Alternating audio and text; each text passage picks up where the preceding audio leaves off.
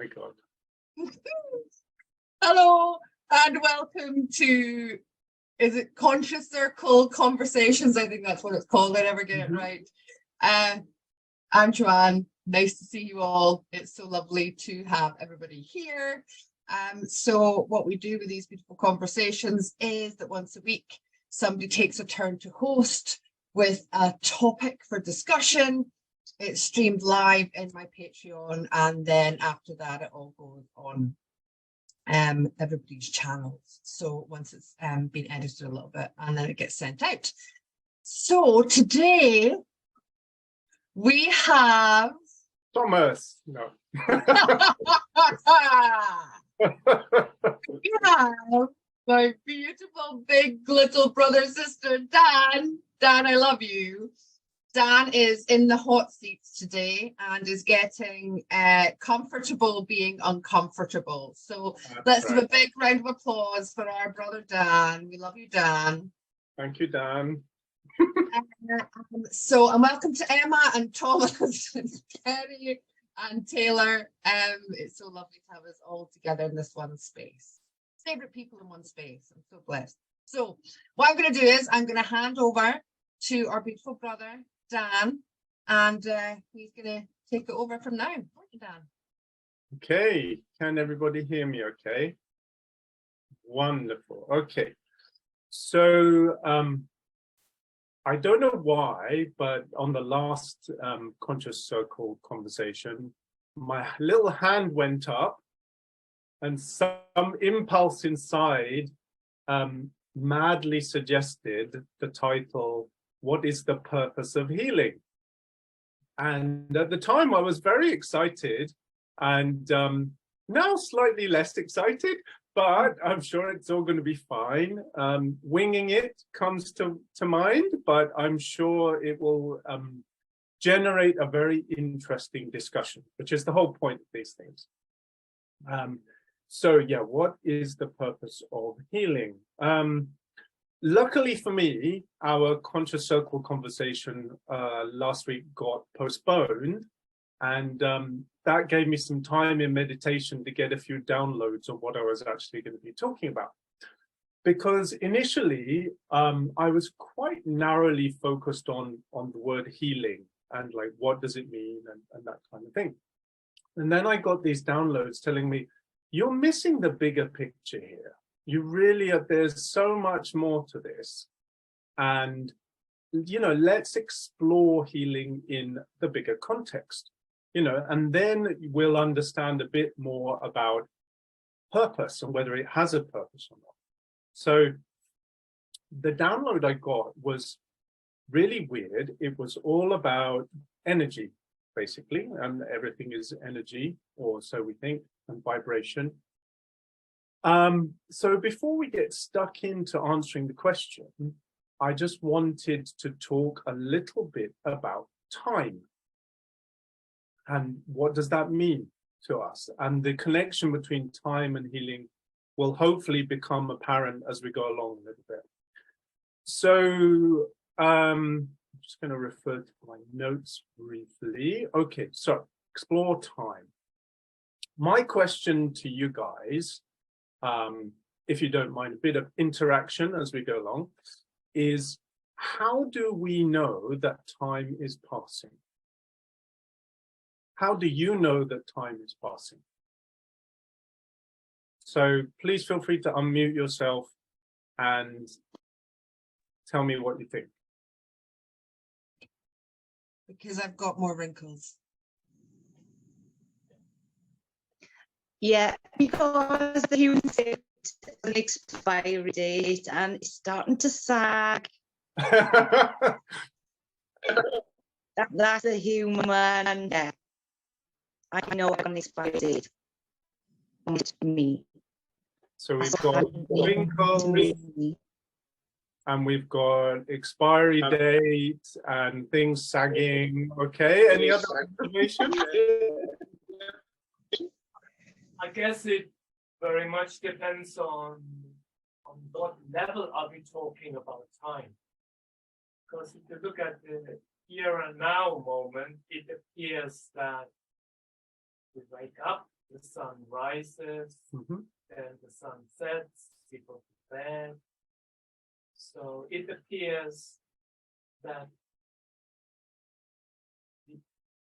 the cycles of day and night can give us an idea that time is passing. But again, it's like, what layer are we talking about? Sure. Excellent. So we've gone very quickly from wrinkles to the sun going up and down. This is good. This is good. Lots of different perspectives on time passing. Kerry? Through movement of energy in and around you. Movement of energy in and around you. Cool. Yeah. Anything else?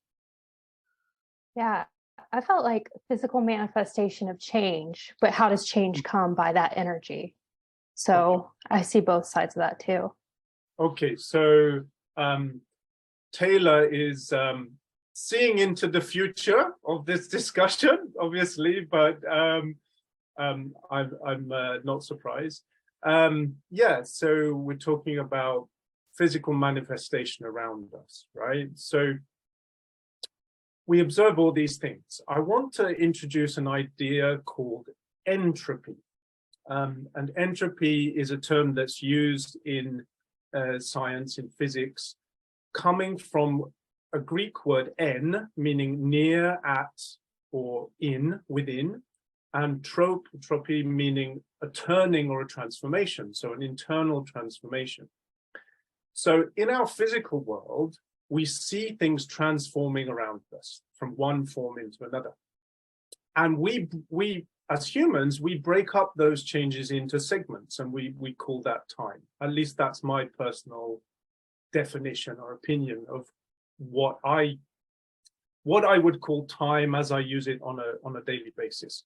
So we observe changes around us or within us, and we chop those into segments, and we say that's 1 minute, or that's 1 hour, or that's 1 year. So in the physical world, there's always this cause. There's a cause for a transformation or change, and then we see the effects. So, for example, a cup is dropped, it falls through the air, it hits the floor, it smashes into many pieces, the pieces move and bounce across the floor, and so on. There's a cause, cup was dropped, and then there are effects afterwards. So in our physical world, with our physical senses, we observe this energy, as Kerry was saying, like spreading out into space. It diverges from a cause and moves through space and spreads out. So, for an example, the cup smashing, or maybe heat and light energy flowing from the sun outwards towards and into the earth and into life forms. So that's entropy. So there's always this cause, a beginning cause, and a result afterwards. But what I'd like to talk about is a controversial, we like the word controversial, don't we? I'd like to talk about a controversial idea which was put forward by, and I'm just going to get his bio up. Hang on a second. Where is he? Okay, Luigi Fantapié. What a fantastic name. He was a famous, not magician, mathematician, who worked with some very big names in physics, like Schrödinger and Einstein and people like that. And he proposed that, yeah, we've got this entropy thing where energy is diverging and spreading out, and the energy is gradually becoming very uniform and very random. But actually, perhaps in the universe, there is its twin sister called syntropy, syn spelled S-Y-N, meaning coming together or converging. So a convergent transformation. And his controversial idea is that this twin sister of entropy has the opposite effect. It's a flow of events from a point in the future into our physical now. So it basically runs backwards in time. So there's a future cause which produces effects in our present physical now. And it's in this realm that we can't observe with our physical senses. In effect, it brings together this flow, this syntropy brings together energy into physical matter. So it has an organizing and creative effect. So it's like we have these two balancing flows in the universe. So one flow that we observe in our physical beings is one where energy spreads out and dissolves and diverges. And the other is at some other dimension, some point in our future, whatever that means, where there is that already in existence. And that alone, that existence in a future point, creates things in our now reality, our physical now that we experience. And what's fascinating for me is this so-called observer effect. So if we've all heard about like quantum this and quantum that. So in quantum mechanics, there is this paradox, this thing that we can't understand, that the way something is depends on who is observing it. So you would expect that a cup will always look like a cup, no matter, you know, what angle you look at it from, when you look at it, who looks at it, it's always a cup, right? And if you leave it on the table, you're pretty damn sure that the next time you come back into the room, it's still going to be there unless someone has drunk your tea. And I never do that to Thomas, I promise. I never steal his tea. So if you leave a cup on the table, you're pretty sure it's still going to be there. But when you get down to the quantum level, the tiny, tiny level of these particles of existence, you can never be sure exactly where anything is or what it's doing. And the very act of observing it influences that particle. So you can't be sure what it was doing until you observed it. There's a connection between the observer and the observed. And this is where the idea of consciousness comes in. So if there is this connection between the observer and the observed, and we think of this idea of something in the future which is influencing our present moment or flowing into our present moment, is consciousness perhaps the bridge?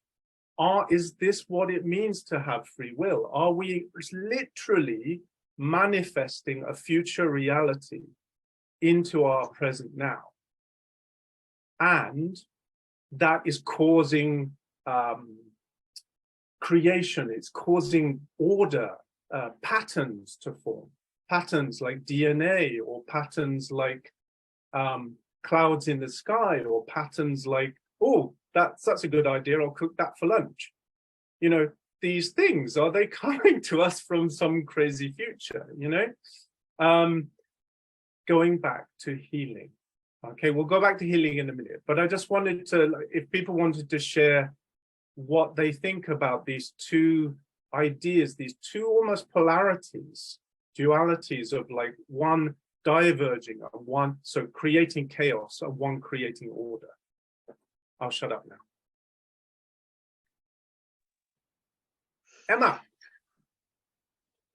That made absolute perfect sense, and I've got major goosebumps, because I'm not going to pretend to sit here and say that I understand everything, but it made sense when you were talking about it. And I've got major goosebumps. I don't know why, but yeah, I kind of see things like that. Everything is always, I got major goosebumps. Everything is always happening now, whether it's past, present, future.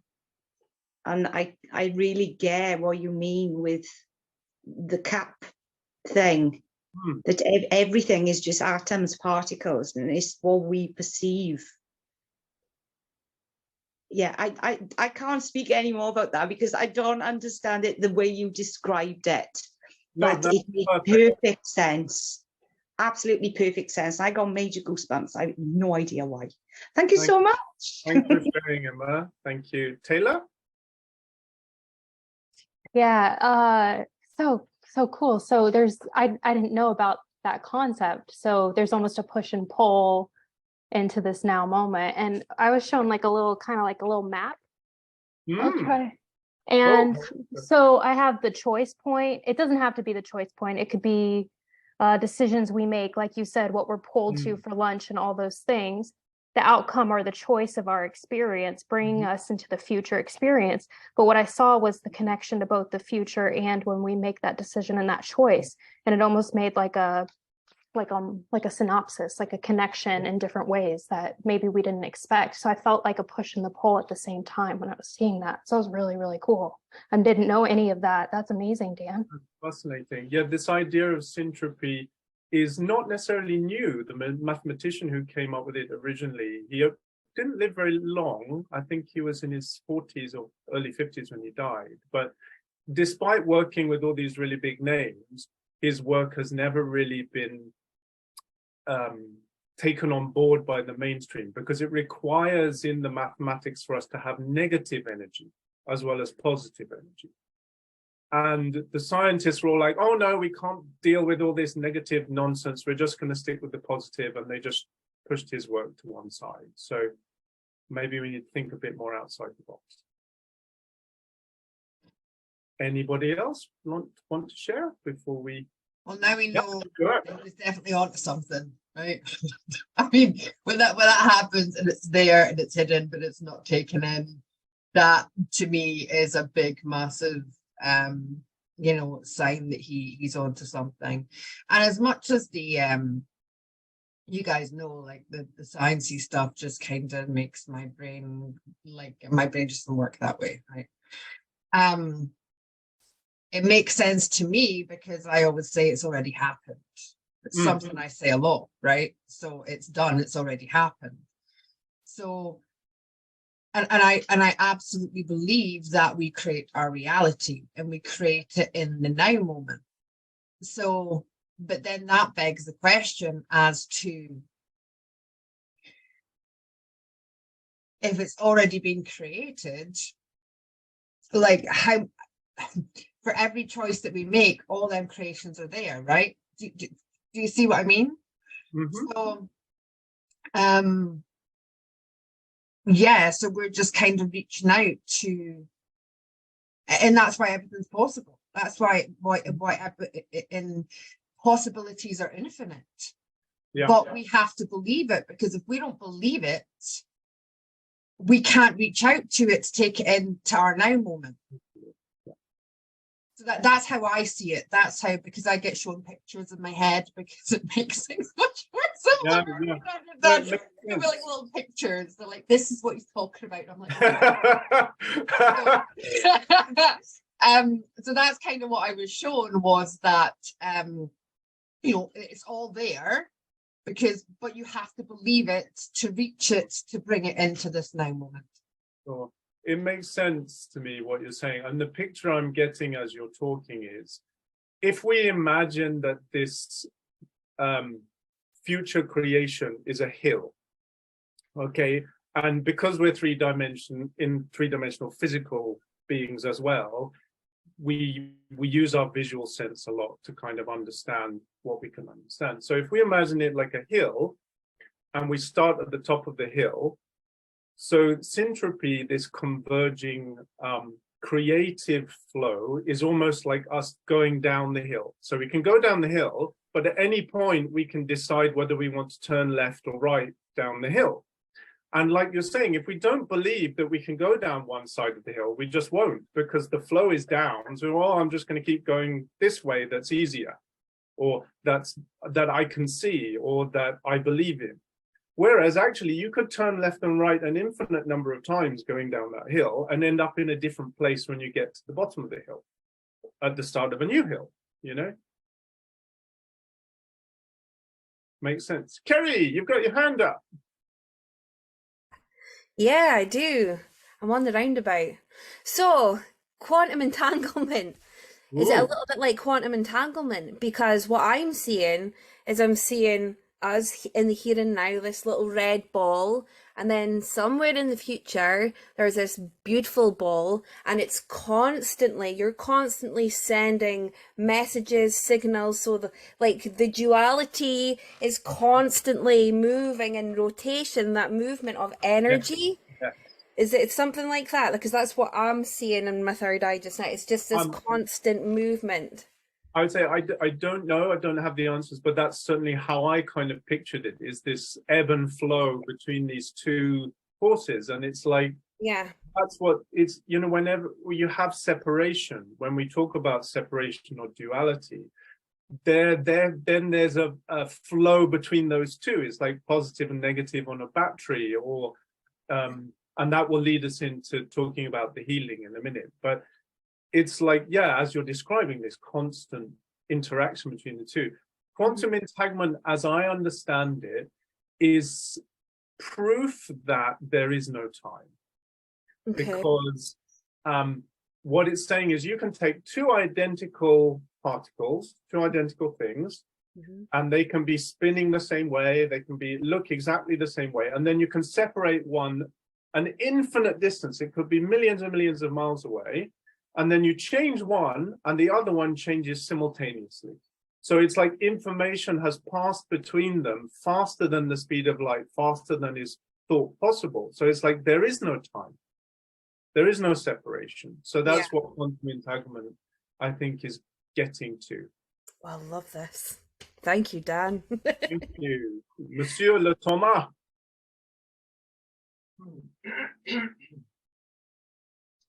That throws up so many questions. See, my voice is good. I'm just going to pin Thomas for a second. If you look at the idea of free choice, do we have the choice then? What is destiny?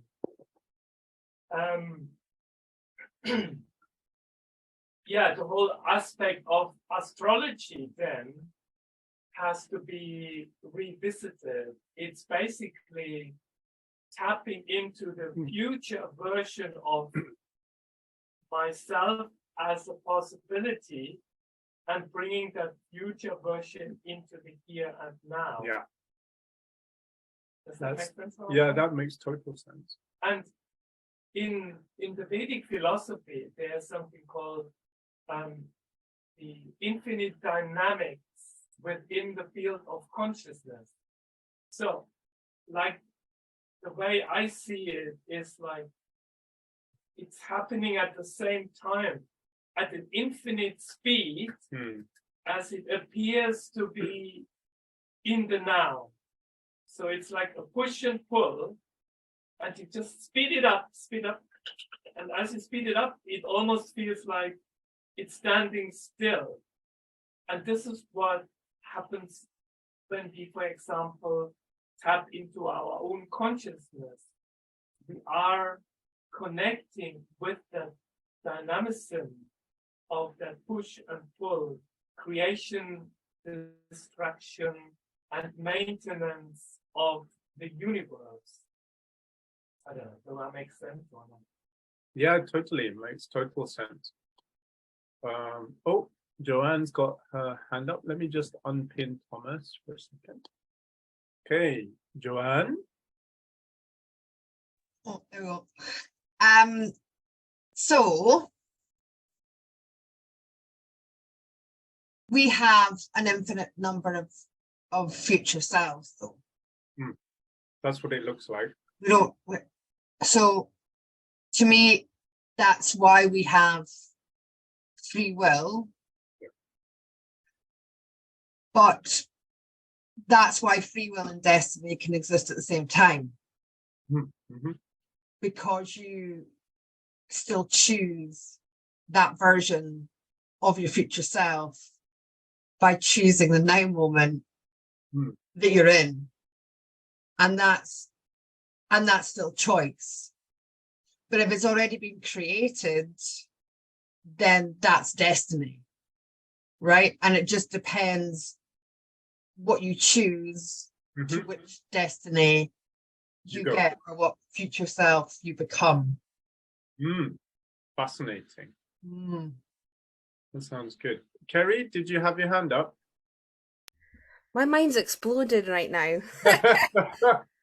So what I'm seeing is, in terms of frequency and vibration, you've got the duality, but those dualities are sending out a frequency, a vibration, and they're all intertwingling together, but they hit each other at one particular moment, which creates the physicality of what we see. So it's these constant frequencies. It's like, and it's like it forms, and it's like a 3D printer. It forms into this 3D printer, I love it. yeah, it's like forms into this physical body, and I'm like sitting here going, oh, it's so cool. I never thought. And then the duality of it constantly speaking to each other, and then it goes like a mirror. If you look in a mirror and hold a camera, you see a mirror, you see a mirror, you see a mirror, you see a mirror, you see a mirror, and all different forms of you in those mirrors. So all those different forms of you in those mirrors have this own duality that's constantly bouncing off each other, creating that physical matter. Does that make sense? Absolutely. Right. Oh, I've got excited there. Sorry. I love this topic. Emma's got her hand up. I wonder what Emma thinks and thinks about history. Emma's there just like, boom! I'm going to ask a really simple question, because I know I'm not going to be the only one thinking this, because this is how my brain to work. Why would somebody create the word destiny when we don't know what we are meant to be? We don't get told, even in our soul contract, that you're going to be this. So for me, I don't believe in destiny. It's just a word, because we have choice. I might have changed my mind 8 years ago and stayed asleep. I don't know what my destiny is. I feel, I know what I'm here to do. But as for destiny, that to kind of indicate to me that's something I should be. I don't know what I should be. And I don't want to be something that is destined for me, because I don't know about it. And it might be the right thing, it might be the wrong thing. I hope I'm making sense. But destiny to me is, it don't sit with me, because I know I have free will. And I will always do what's best for me, what I feel, is good for everybody.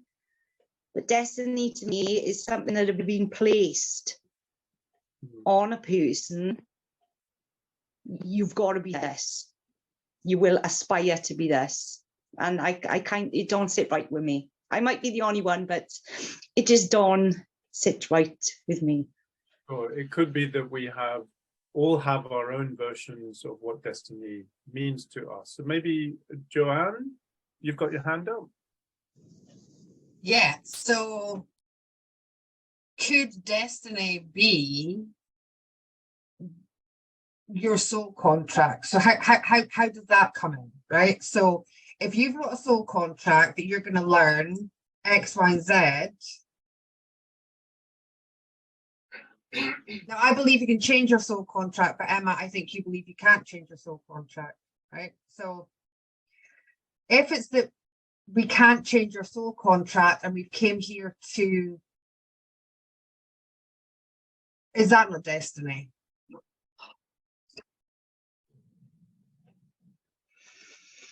I know I came to heal myself and put lessons right,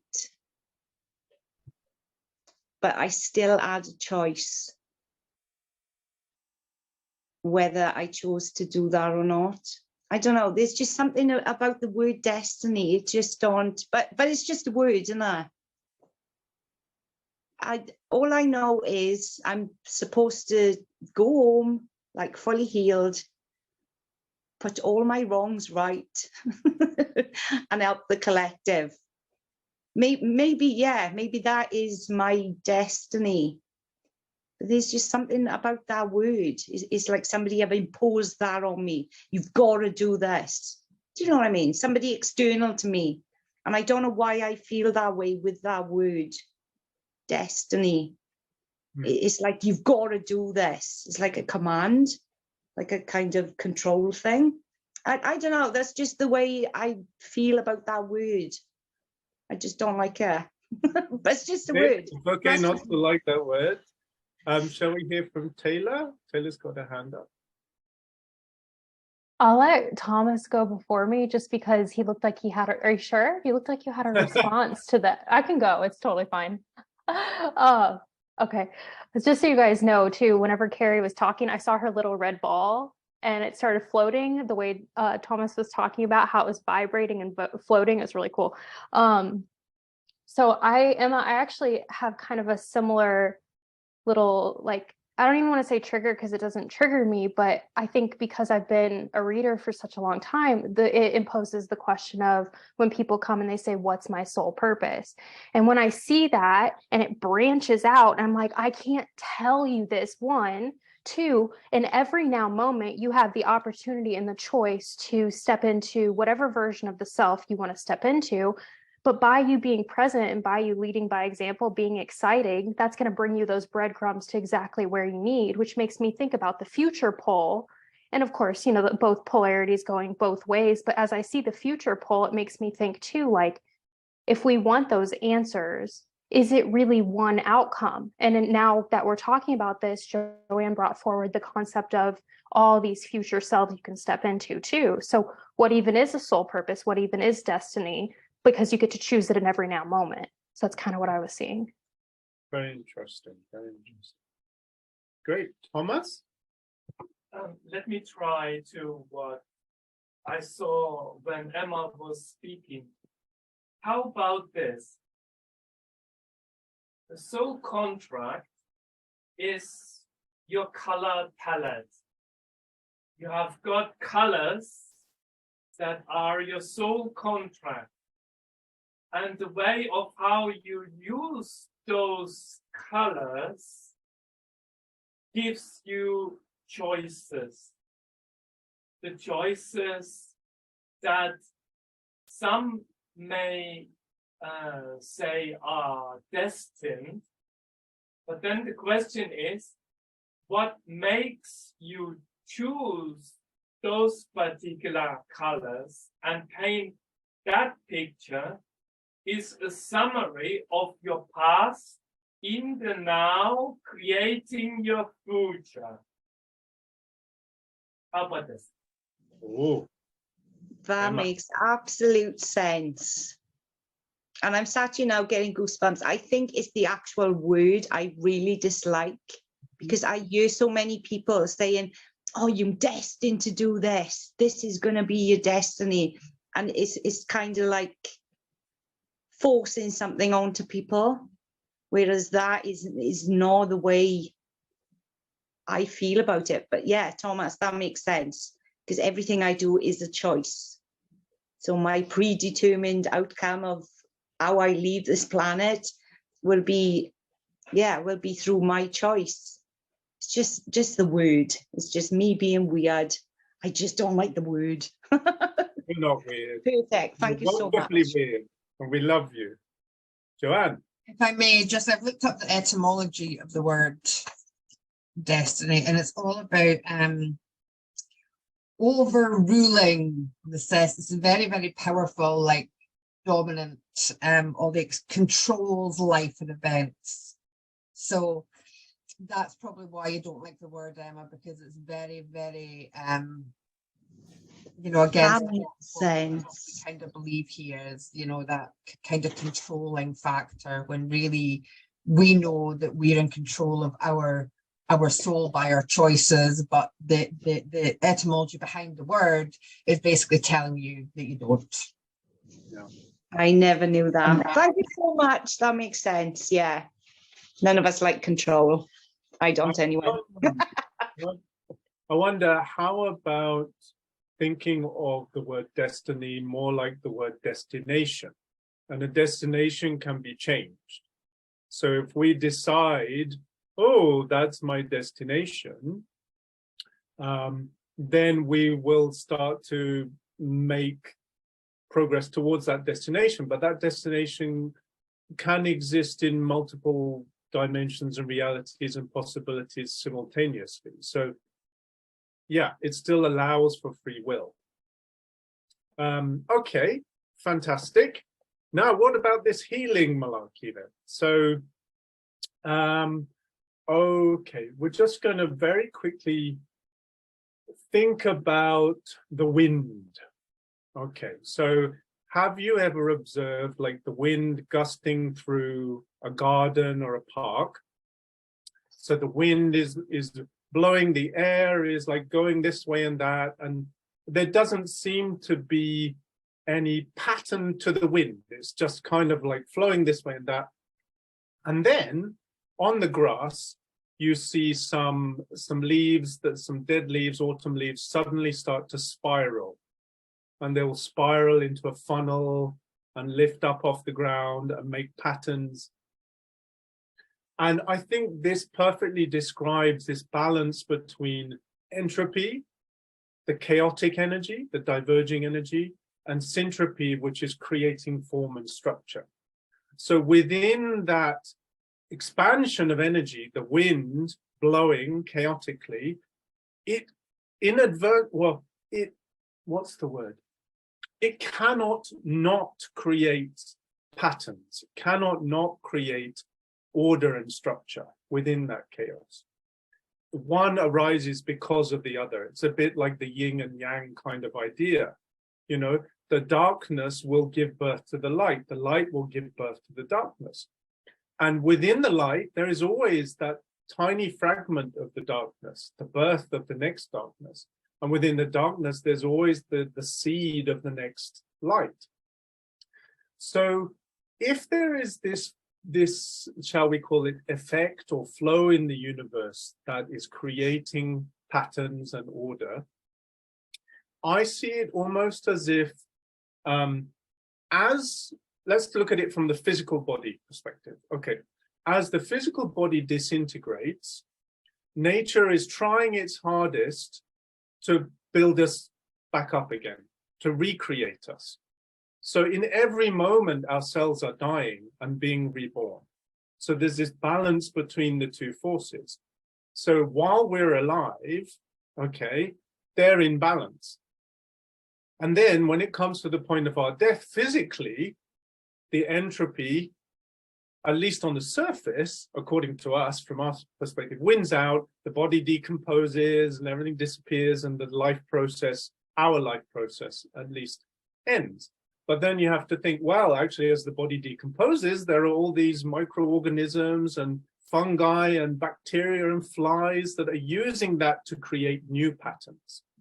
So there's always, like Kerry was saying, like there's this going and toing and froing between the two processes. So perhaps the purpose of healing is not really a purpose.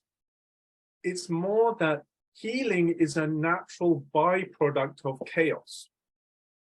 It's like the opposite flow of this divergent energy. So if we take this back to consciousness, okay, so with this infinite being who wants to have an infinite number of experiences and learn all these wonderful things, and then we have all these infinite number of souls experiencing these things.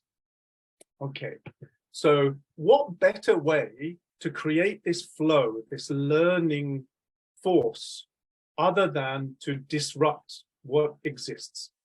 So when we experience something that pushes us out of equilibrium, let's say we have a traumatic incident, or even when a child falls over and bangs their knee, okay, there's a disruption to that balance. And there's maybe damage to the physical body. So naturally, the healing process starts in the reverse of the destruction. And through that healing process, we get to experience more. We get to learn more. So it's like through this natural flow coming from the future into the now, we heal physically, or it could be spiritually or emotionally, or whatever version of healing you want to think about. But maybe it's just this flow, this universal flow that allows us to move towards it and learn. And that's why, you know, perhaps people might say, oh, no, why does God let all these horrible things happen? Perhaps we're looking at it from an all too human perspective. from the soul perspective, it's all perhaps about experience and learning and having destruction so that we can create. So, what do people think about that idea? That healing is this natural byproduct or force that comes from destruction. Joanne?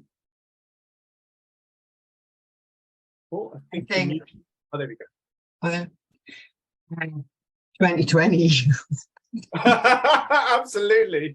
First thing that I seen, you know, and that is so beautiful. Like, healing is a byproduct of chaos. Like, I had to write that down because it was just, it hit me down.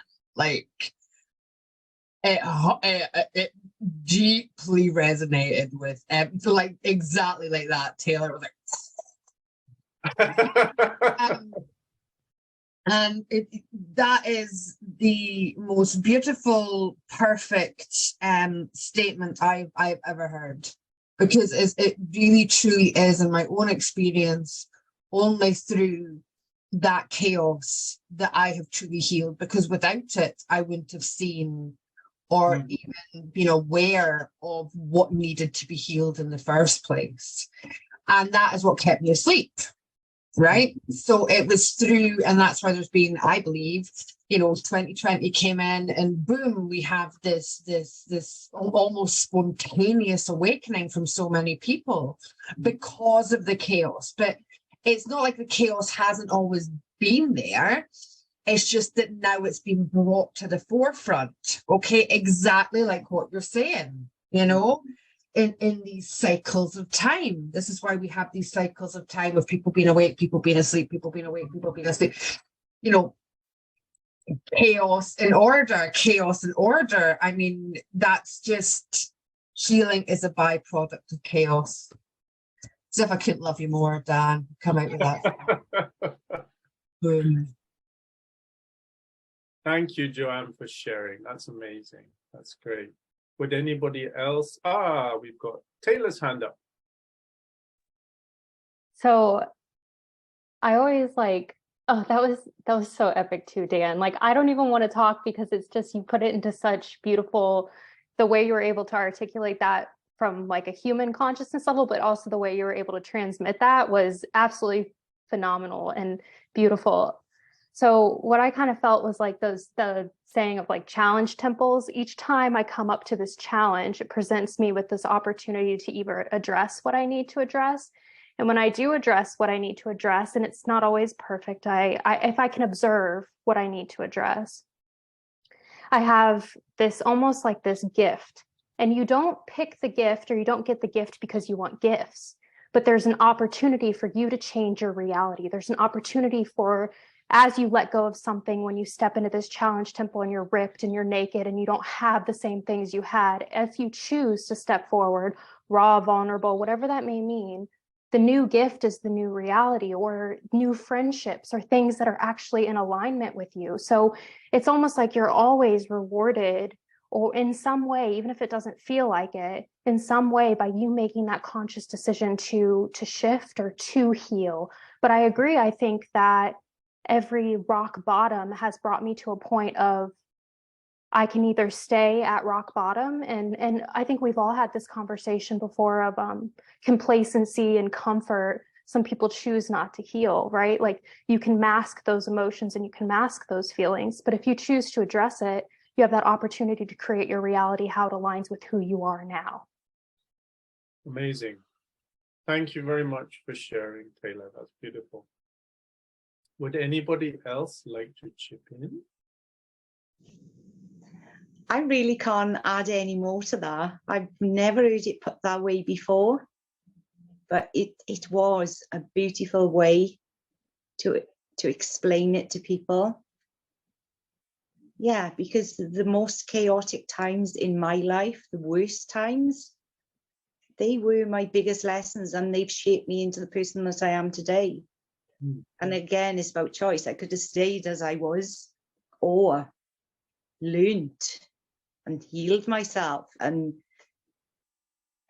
yeah, I'm just blown away. You said that so eloquently, and it even made sense to me. That was a bit over my head, I'll be honest, but absolutely perfect, Dan. That was amazing. Thank you so much. Thank you, Emma. Thanks for sharing. I was just thinking, yes, we do get presented with these opportunities to heal. And even, in my own life, I'm thinking about, physical things I've had, like back problems and stuff. And I know that many of them have a much more deep-seated emotional reason, okay? And as Taylor was saying, it's not perfect. I haven't addressed all of these things. And I know that I tend to only address what I can cope with at that time. I think that I want to what's the expression, disavow people of the idea. Like, I don't want people to think that if you can't heal everything, you're no good, or if you can't heal everything, you can't ascend, or whatever that means. It's like we do what we can when we can, and the ultimate enlightenment, Thomas tells me, is knowing that there is no enlightenment. It's here already. So why are we even bothering to heal? Well, because apparently it's a natural force of the universe and we don't get to say no, or we do. I don't know. So anyway, yeah, don't feel bad if you haven't got all your healing sorted, because I think there is truth in knowing what you can handle and knowing when it's time to push yourself, and knowing that you have that opportunity to push yourself, and knowing that when you do push yourself, it is always a good idea to be surrounded by some kind of support. I think that's what the message that I would want to get out to people. Thomas. Somehow what was triggered was, once we have stepped into this vast, unbounded ocean of consciousness, in this ocean of chaos, once we have tasted the water, the sweetness, the playfulness of it, we somehow can't go back. Mm-hmm. So that means we almost become, I know it's not the right word, but I can't find another word, addicted to this process of embracing chaos. Yes. Because when we embrace the chaos, we know there's always a sweet carrot on the other side. So, and that explains why this process doesn't stop. Like, you create, you destroy, you create, you destroy, and there's the dynamic between this process of creation and destruction that leads us, that initiates the action. I guess what I'm trying to say is that once we have had our eyes open, it's very difficult or challenging to keep them closed. So that means that's why when we embark on this journey of awakening, the more we move forward in our own process, the more challenging the chaos becomes. And the more people may think, oh my God, this is so heavy to carry, or this is so difficult. That's why we can't really put ourselves into the shoes of the other person. Yes, we can, but we can't. Because every little chaos, or every chaos so big, it is exactly the pain, the struggle that is needed for us to heal. And this is where what I find so beautiful, where frequencies come in. Because what frequencies are doing, they help us to digest the chaos, to handle the chaos without causing any additional harm. that's where true healing can happen. And that's why now I understand why I keep saying focus on expansion and healing will become a natural byproduct. Totally. Beautiful, Thomas. Yeah, there are some real nuggets in there. Definitely. I like this idea that, you know, the amount of chaos you go through is exactly the amount of chaos you need for the healing for that time segment. Yeah, it's so interesting, which would make sense with the balance of the two, the flows, you know. Very interesting. I think I'm getting some of Emma's goosebumps. Well, maybe it's because it's a bit cold today. I'm not sure. But I definitely had a few goosebumps when you're all speaking. Fantastic. Would anybody else like to add something, or are we happy to kind of bring things to a close? Joanne? So then, is the purpose of healing to step out of the chaos? Oh, maybe. Because if healing is a byproduct of chaos, and who doesn't live in some form of chaos, is the purpose of healing then is to live in that space free from chaos, to live in that space of peace and harmony and joy. That's just what I would like to, that's what I've gained. That's what I've gained from this whole conversation, is that chaos is beautiful and it absolutely has its purpose, and we should be very grateful for it, because it's through the chaos that we learn to heal, and it's through the healing that we learn to step out of the chaos. And that takes us right back to that theory, I suppose, you know, that we were talking about to start with, Dan, was that it takes us right back into that space. Amazing. Fantastic. Emma? Yeah, good question. Joanne's always the one with the question. She's always thinking, isn't she? Yeah, for me, stepping out of the chaos. I needed the chaos because I needed to heal. I was broken. I've healed myself. But there will always be an element of chaos, because the environment, the world we're living in, there's always going to be something. But I think the game is not to be influenced by anything exterior to you. It doesn't matter. You can't control that. But for me, my chaos at the minute is non-existent, because I've dealt with all that. I've had all those tests. I've healed myself. And I know I will continue to get tested. But I've got major goosebumps. Please don't test me. But yeah, it's easier, because the hardest thing is healing yourself in this life, you know, and then healing yourself from past lives. You know, they chuck that into the mix as well. So yeah, chaos now is very limited. It's only things exterior to me that might trigger me for a split second, and then I'm constantly reminded, not my circus, not my monkeys, and I mind my business, have a cup of coffee, and it's a lovely day.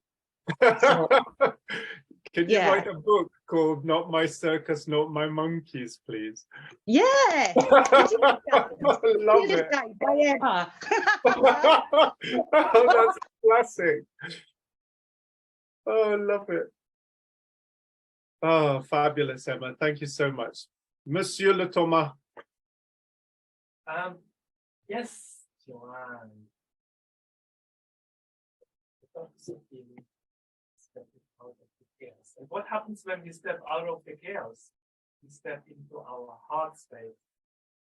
So as soon as we lose the connection to our heart space, we step into chaos. So that's why it's we all of us here share many things, and what I love about every single person here is that we all know that in order for us to heal, we need to look in ourselves, within ourselves. That's all the journeys, the processes, the techniques, whatever we do, meditations, it's always focused back on the here and now within the space of the heart. Because as soon as we step out and allow the out to come in, we allow the chaos to come in. Makes sense. Thank you, Thomas. Kerry. So, with what Thomas said, when you heal the chaos, you step into your heart.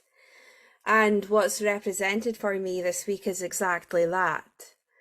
And I sat with it for a couple of days, and as you further expand, when you further expand, and if you're holding on to some chaos that no longer resonates with your frequency or your vibration, for me that came to the forefront. It was like the universe was giving me messages. Come on, we need to look at this, we need to heal this, we need to go inner, we need to look at that. And yesterday, when I was going through all of what I needed to let go of and heal, I did exactly that, Thomas. I felt myself jump into my heart space, and all that resentment, that anger, that bitterness, that guilt, that judgment melted away. And I literally stood at the back door shouting, I'm free! Like I could, I could feel it. And it was like, oh my God, like, I love you. And like these challenges that were coming, like, okay, right, you've healed this, let's test you now. Let's test if you have healed this. And it's like, boom, test, boom, test, boom, test. And I was soaring through it with ease and grace. And it was like, yes, like I'm fucking rocking this, excuse my language, my God! Like, keep going, next! Like, that's what we can do. And it's, oh, I love it, so thank you. So, like, this is, oh, I just love you guys. Oh, awesome. I love it, and I'm just so grateful. Thank you. Thank you. Oh. Thank you so much, Kerry, for sharing that. That's amazing. Taylor. I'll be quick, but I do have like an open-ended question to continue this too. But that's such a good point, Kerry. Whenever we experienced chaos and so much chaos, we now have these tools or these things that we're being aware of something's out of alignment with us, but also we now have the tools to overcome those. And Joanne always taught me there's like this fear sometimes to address things. But what if I don't have to experience it the same way? What if I don't have to feel that pain at the same depth or that same fear? What if I have overcome it and it's just time for me to step into that too? And then it brings forward the question of what does it mean to even be a healer? Because as I've gone through this entire process, I think most of us are in alignment with this belief that we're not actually healers. We hold hands, we open the space up for people to reach into that quantum entanglement for that assistance. But what does it actually mean to be a healer? Because some of the most healing people I've met are just people who are living their life in a present moment in a heart-centered state. And it's shifted me. You ever get a smile from someone and you're like, oh my God, I didn't even know I needed that smile. So what does it even mean to be a healer? That's my open-ended rant. Beautiful question. Thank you, Taylor. Joanne? So I'm just wondering, Taylor, then that's our next I love how this works, right? It's incredible. I love it. Love how this works. So Taylor, would you like to step into our next conscious creation circle chat thing that we do? I need to change that. I don't know what it's called. And with the title of what does it mean to be a healer? Beautiful. Thank you. That's great. Thank you very much, everybody. I'm just wondering if Thomas will end for us with a very brief. Oh, can you hear me okay? Oh, yeah. Oh, your bated breath, the anticipation. Yes, I can see it. Yeah. I just wonder if Thomas will finish for us with a very brief description of what you were talking to me about, the Vedic philosophy of the 3-in-1 nature of consciousness, because to me it sounds very similar to what we've discussed today, with this kind of the destructive element, the constructive element, and the free will kind of sitting in the middle, as I understood it. What does Vedic science have to say about all of this in no more than 200 words? Thank you very much. Oh dear. Oh dear. Hold on. Okay, quick. Now, you can see parallels throughout Vedic philosophies and history. Give you one example. According to the Vedic understanding, Rig Veda is one of the main Vedas where we say that describes the origin of creation itself. Now, the first word, written word, expressed, is so interesting. It's Agni. Agni, which is in Sanskrit, means fire. So what does fire represent? It's dynamic. Okay, and if you look at the spelling of the word, Agni. So in the Vedic understanding, represents continuation of creation. It can go on and on. And then this comes to an abrupt end.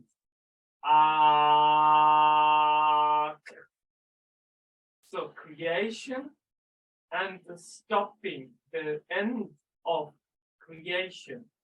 This entire process is already explained in the first word that was ever recognized, or the first syllable that was recognized on the level of consciousness of the seers thousands of years ago. And then from there, of course, we can go into the concept of Brahma, Vishnu, and Shiva. Brahma, the creator of life. Shiva, the energy that causes the dissolution of life. And Vishnu is what keeps the dynamics between creation and destruction. And all of that, isn't that amazing? We can experience on the base of our own consciousness, by going within, by transcending the chaos, by getting in touch again with our heart, stepping out of the chaos into our heart space, where we then have this entire scenario in a condensed form sitting within ourselves.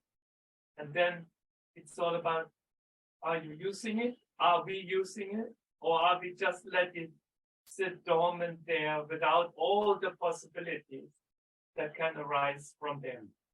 Sorry, it was probably a little bit more than 200 words. That was great. Thank you very much. That was beautiful. So, yeah, I think we'll bring things to a close.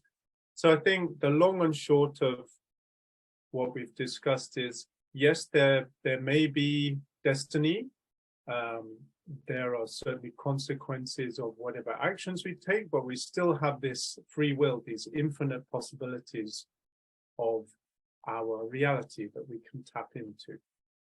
And healing is a natural byproduct of chaos. There we go. Thank you very much for joining, everybody. And I look forward to learning all about what it means to be a healer. next time. Thank you. Thank you so much, Dan. Beautiful, just absolutely perfect. Thank you so much for hosting today. It's been beautiful. I just have to say, Thomas, I just see my team going, the first consciousness is like, huh?